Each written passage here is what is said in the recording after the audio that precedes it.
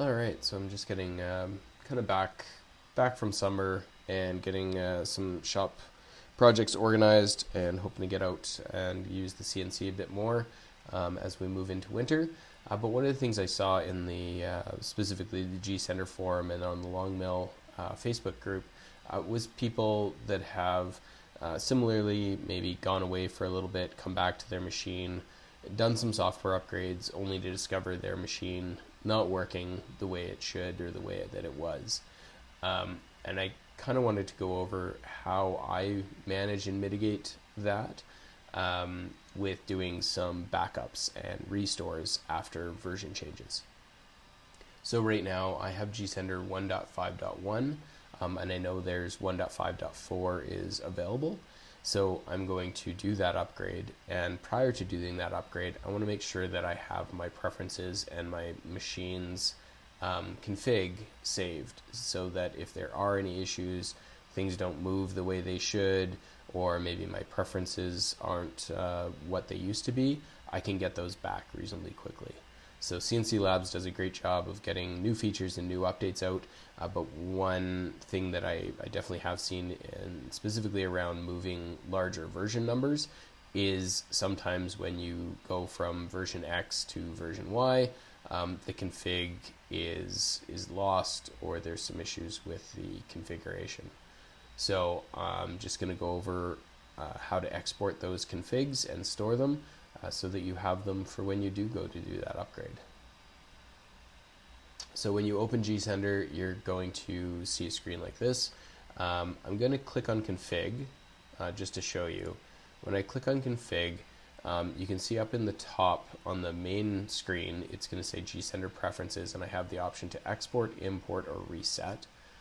And so we're definitely going to want to export our current settings if they're working for us. As well, you can see there's export, import, and reset defaults, as well as flash down here. Currently it's grayed out, and it's grayed out because I'm not connected to my machine. So I'm going to want to connect to my CNC machine, my controller. So now I have more options listed here.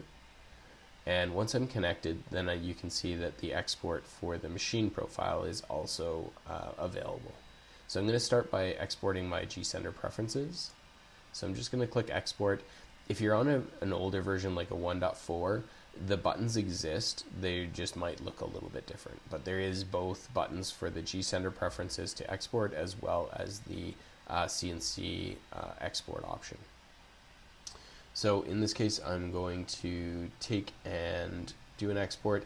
Make sure that this is a location you know, preferably not on the machine or maybe onto a USB stick or something like that, so that you have a copy that if your shop machine running gSender was to go down, you could reinstall gSender on another machine and insert the USB stick or cloud.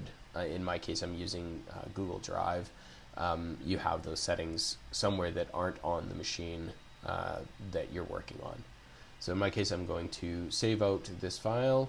You can give it a better name than that. I'm going to use the default. I generally just go with the most current and clean them up occasionally, but everybody's got their own method to save files. So I've got my backup location, I've got my file, I'm going to hit save, and it's pretty quick and painless. I'm going to do the same. I'm going to export my machine configuration. So I'm going to click export, and you can see that this is labeled gSender. You can see there's gSender settings and gSender firmware. Again, you can change that name if you wish. I'm going to leave it that way, so you could call it, your CNC's machine name or whatever you want to do. But there is a differentiation between settings and firmware, just so that you know. So I'm going to hit save. So now I have saved out those settings in gSender. So I'm going to close it.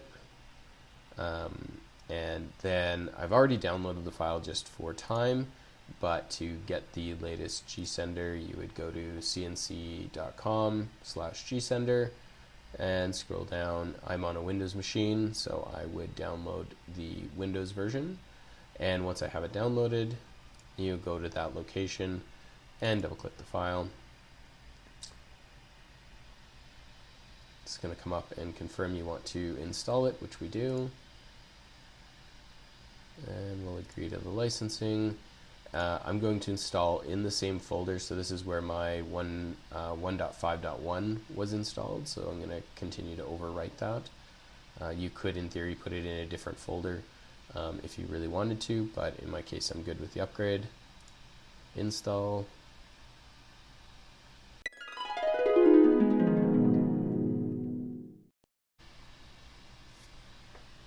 Alright, so then once the setup completes, I'm going to uncheck Run gSender. I am going to create a desktop shortcut. I already have one in my start menu, so I'm good. And I'm going to click Finish. So now if I minimize these, I have a gSender icon as well as my other icon for it. I'm going to click that to load it.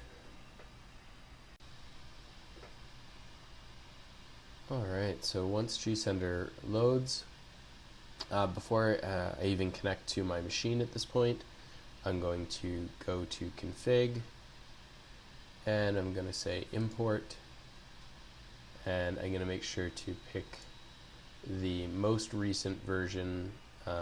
So in this case, it's not very far apart, but I'm going to make sure to pick the settings, gSender settings, and I'm going to open that. All of your current settings will be replaced. Are you sure you want to import your settings on gSender? Yes, I do. So now I've imported the settings that I had prior to the update. You can see here I've got gSender 1.5.4, so we did in fact get a good update. I'm going to go ahead and connect to my machine. Okay, so now that the machine, I'm connected to the CNC machine, I kind of have two options.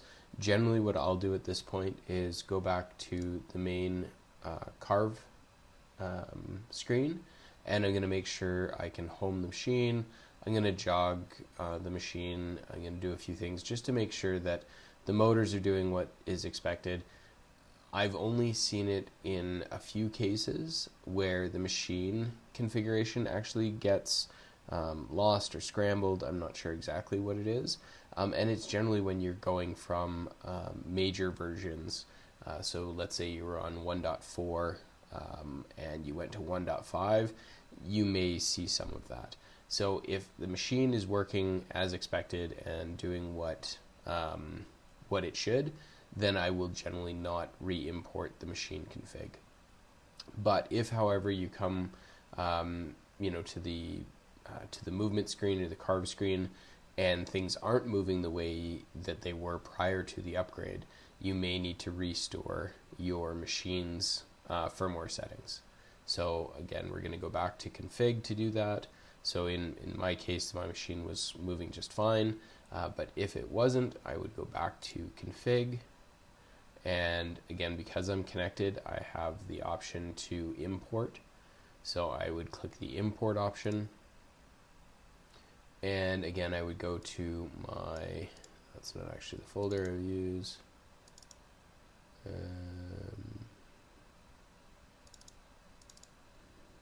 So I'd go to where I have my backup file, and I would load the firmware settings file from here. I would click open, and I would wait. Now I have seen this before. I'm not sure what this message means. I have asked in the forum actually. So far the settings load just fine. I've never had it cause me any grief, but I do get that error 53 when I try to restore or import my old file. But it does make all the changes that are required and works just fine. So from there, now I would go back again to the carve screen. Once you load the firmware, once you reload that firmware file, I do recommend turning off your super long board and turning back on. Probably similar with other controllers as well. Recommend turning them off and turning them back on and reconnect, and then try your movements again. That should put all the settings back to how they were prior to the upgrade, and should allow you to then move forward. So again, make sure that you take those backups, those exports of both the gSender preferences and an export of your machine periodically. And like I said, save them on something that isn't connected or isn't only on the local PC you're running, so that you do have the option to restore if the PC should die and you need to rebuild gSender from scratch.